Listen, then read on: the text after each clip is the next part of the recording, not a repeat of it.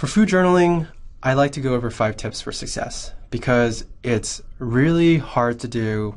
It's a lot of work. It does pay off, but I think you need to know the 5 reasons or 5 things that can help you succeed with this. So the first one being know your reasons.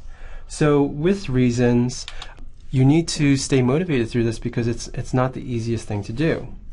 So there are some reasons that might help with that. So you can review this with a professional, right? Or by yourself.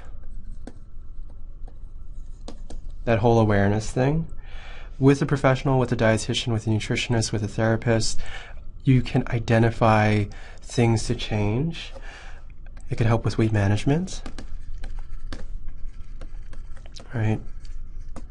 Or maybe you don't want to lose weight. Maybe you want to gain weight. Maybe you're an athlete. Maybe you want to improve your performance.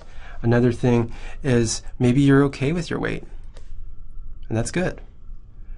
Maybe you want to improve your relationship with food, and that might be more of the advanced versions. You want to choose a format, right?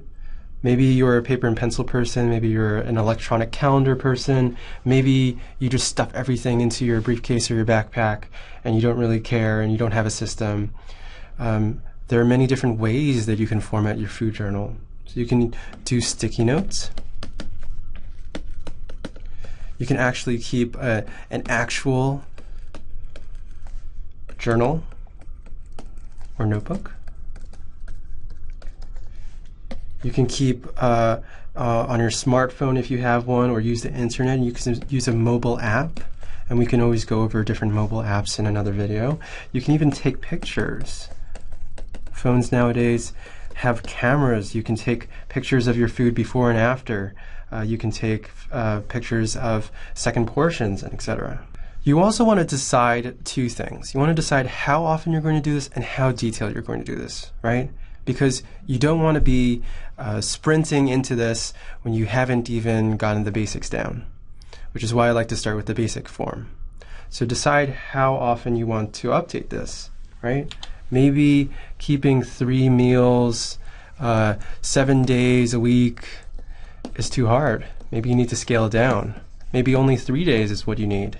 So what you can do is you can do some weekdays, some weekends, because we tend to eat differently on those days, and maybe you can start from there and see how those 3 days go, right? You want to meet yourself where you're at. With deciding how detailed you want to be, you don't have to keep extremely rigid food diary, and that's okay. Minimum amounts also help, right? I don't want to think of it as sort of, it has to be perfect. Because if you think that it has to be perfect, the other side of that same coin is that if you don't keep it perfect, you fail. And that's not really what happens with this, right? Every attempt of recording is a step closer to your goals. And so the 5th and final tip for success is to identify accuracy. To be accurate. And this can come from some things like portion size awareness or serving size awareness. And you can look at the video that hopefully we'll have on different portion sizes or play some of our games or quizzes. So with portion size awareness, maybe you might want to use the hand model, and that's my expertly drawn hand. You can use maybe like the ping pong deck of cards thing. So you can use a hand model, or you can use sort of those objects to identify portion sizes.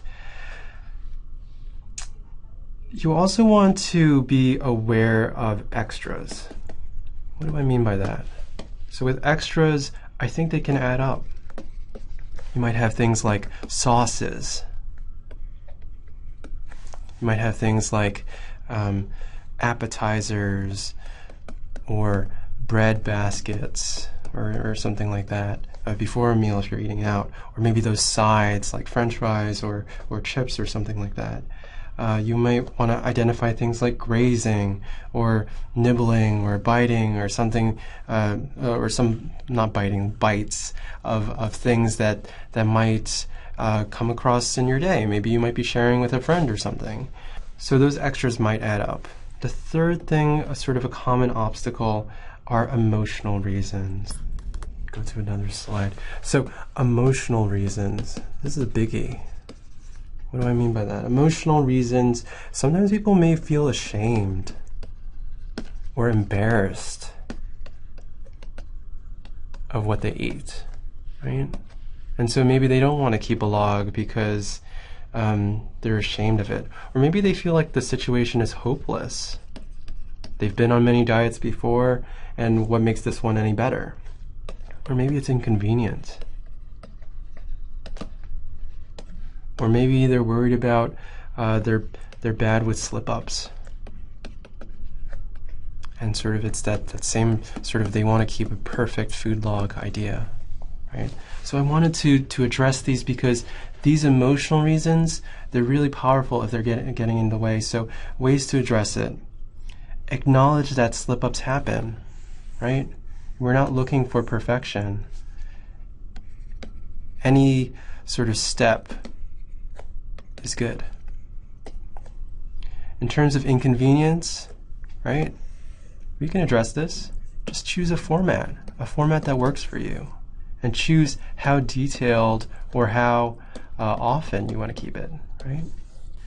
In terms of hopelessness, actually remember in terms of the motivations that we talked about in the very beginning, this is something that you can review with a professional. This is something that can help with weight management, or with achieving a healthier relationship with food, or helping with performance. There are a lot of reasons, so there is hope. In terms of being ashamed or embarrassed, maybe that advanced food journal, sort of the why, may address this, right? So in summary, I think food journaling, food monitoring, self-monitoring, however you call it, is a really great way to acknowledge and reflect on what's important. And what's important? Meeting your goals.